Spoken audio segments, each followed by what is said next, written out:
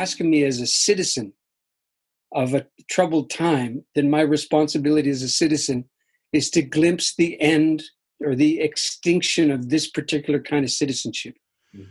Hi there. My name is Dean Walker.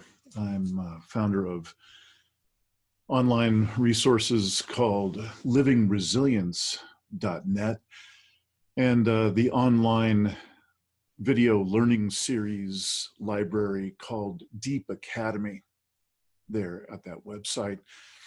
Not to mention the podcast Poetry of Predicament.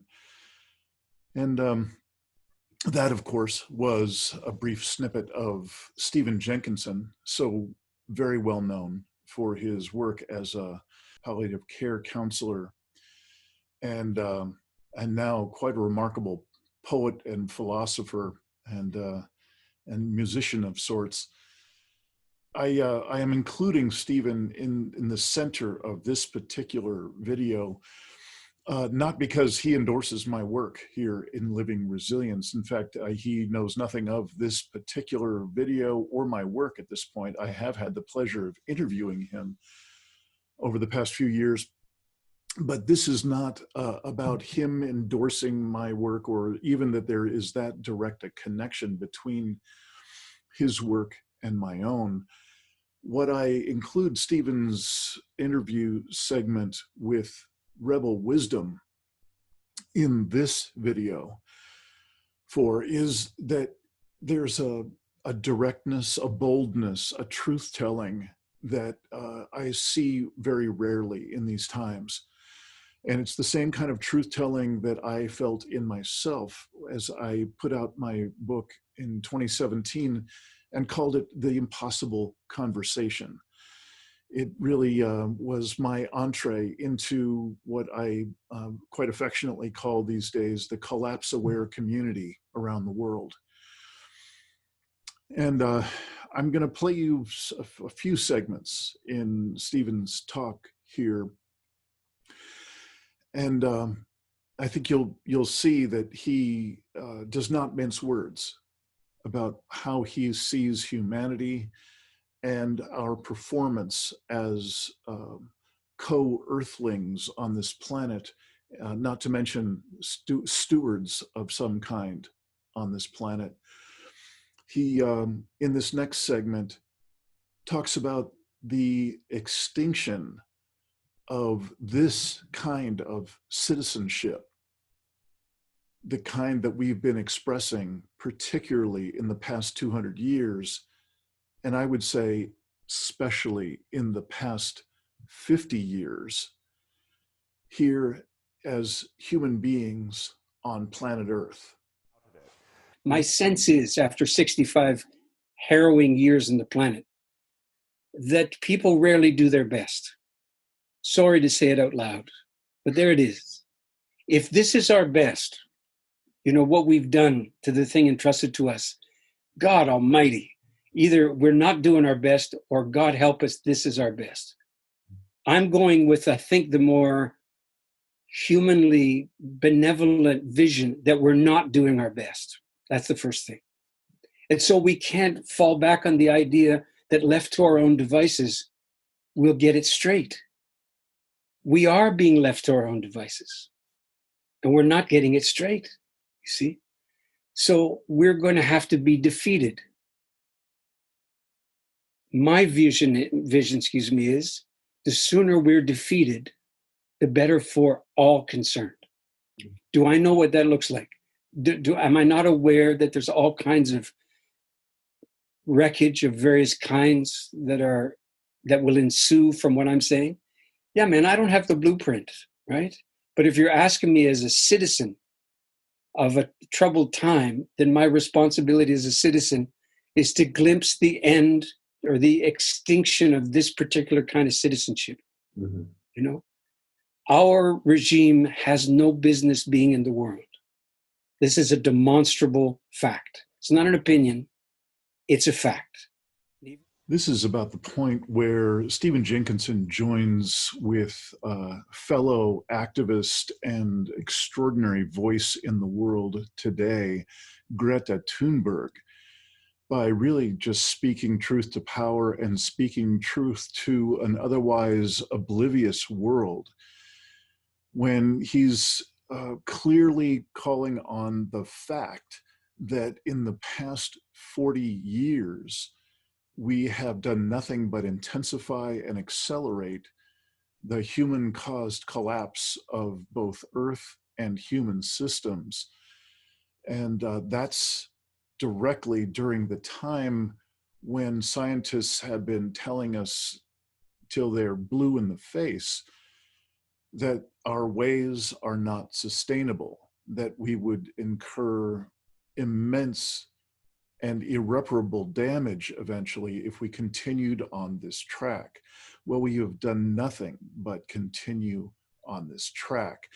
So that's the finality with which Stephen Jenkinson is talking. That's the difference between someone who's in the collapse aware community and someone who's somewhat environmentally aware and still holding on to some of the illusions of this time and of these past 40 years, the immensely controlled narrative that wants to maintain, sustain this business as usual culture. Even though the likes of, and I really adore Jordan Peterson, but when he continued in the old days, seems so long ago now, to favor the developments of the West and so on, I think I understand why he would do so, but he has to ignore certain other things at his peril in order to make that case, sadly. So again, I learned this thing at the death trade. So you really love somebody who's dying? Yes. Do you think they're dying? Do they refuse to be dying? Or are they dying? Because the answer to that question determines what you do next. So let's say they're dying. They don't agree that they are, but they are. They're in the early stages of it. What is the etiquette of your relationship with them? How do you conduct yourself as if what's happening is happening? That becomes the question for a dying person in your household, and it becomes the same question for a time like now, where we get to glimpse how utterly exhausted our acquisitive way of doing things has become. So what do you do? And the answer to my mind is you bear faithful witness to the realities of the dying. And you orchestrate yourself in the presence of the dying, not to spite it, not to overcome it, and not to pretend it's not there for the sake of mutual comfort, but to risk it all, to risk the relationship, the friendship, whatever it is, and fail to conspire with the idea that there's more time. There isn't more time. And that confers upon this time a real sense of urgency. And if I really love you, I'm going to be with you as if you won't be around much longer. Right? And how that makes you feel in the short term, well, it's going to be wild and strange, and we don't know how to do it. We don't have an etiquette for endings in a culture that doesn't believe in them. So it's one of the reasons I guess I ended up doing that book, is to try to advocate for a sense of, you could say, fundamental etiquette, existential etiquette, an etiquette of kind of radical love about what it means to see something down. That's the phrase I came to use to describe it. And that's what we have to do now. We have to be willing to see our regime down. Of course, it means living with a lot less, including a lot less certainty and no sense of safety. I mean, my country embarrasses me as they whine and mule at the government for the sustaining handout instead. Look, man, this situation was completely anticipatable. It's unprecedented, but it's completely anticipatable. Okay? Now you've had a taste. How many more tastes you want? Don't make a meal of this. Push away from the table now. And something else that... There's a lot to unpack in what Stephen Jenkinson has just been saying. These times are like no other in human history. There's no one that knows how to do this one. There's no one who's got the answers. There's no guru to turn to wisely guide us each step along this very dangerous path. But I tend to agree with Stephen Jenkinson as he says that this is something that absolutely has been anticipated. Not only is this an opportunity to love each other and love our relationship with Earth at a level we've never done before, as I think he was saying, but this is an opportunity to not just endure or not just see this regime down, as he likes to call it.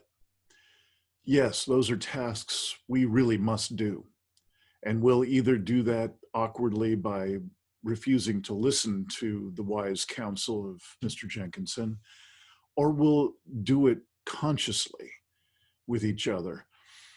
And it has been the purpose since day one of Living Resilience Deep Academy and the Poetry of Predicament podcast and all of our other offerings is to gather together all of the best ways and means of bearing witness to one another as we face our mortality, which really has been the case for as long as human beings have been on the planet. It's only in the delusion of the past, particularly the past 100 years, where we have literally forgotten, done everything we can to forget our own mortality. And then further, to become oblivious to our own destruction of our own home. It's really been an extraordinary ride. And this is the time to call on all of the most powerful teachings, the most powerful wisdom traditions that people have known for millennia.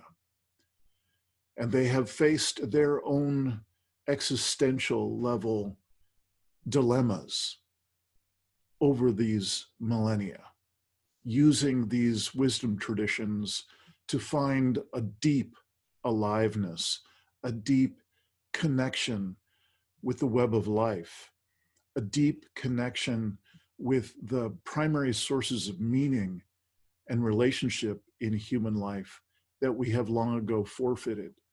Those being a connection with deeper self, with other people, with Earth, and with soul. So that is the work of Living Resilience Deep Academy. And you'll find a link at the in the show notes of this particular brief video. And I invite you to come check out what we've put together. This is essentially an opening to a community of practice, if you're so inclined. That might be a little premature. You may want to just try out, what is this stuff that you're talking about?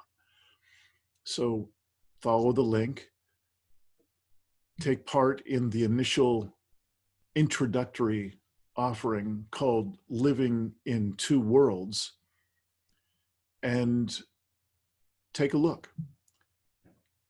See if this is the kind of community with the kind of boldness of telling and living the truth that Stephen Jenkinson was just talking about, and bringing the best of themselves, bringing the best of ourselves to this, the most important conversation and the most difficult challenge that humanity has ever had to face.